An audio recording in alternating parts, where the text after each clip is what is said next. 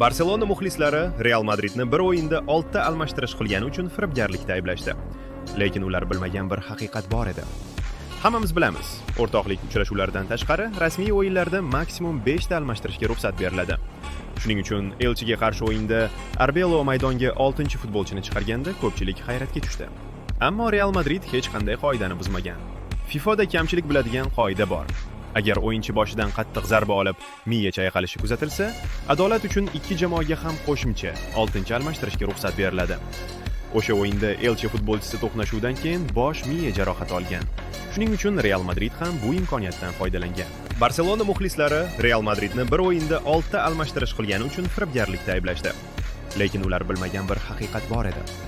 Hammamiz bilamiz, o'rtoqlik uchrashuvlaridan tashqari rasmiy o'yinlarda maksimum 5 ta almashtirishga ruxsat beriladi. Shuning uchun Elchiga qarshi o'yinda Arbelo maydonga 6-futbolchini chiqarganda ko'pchilik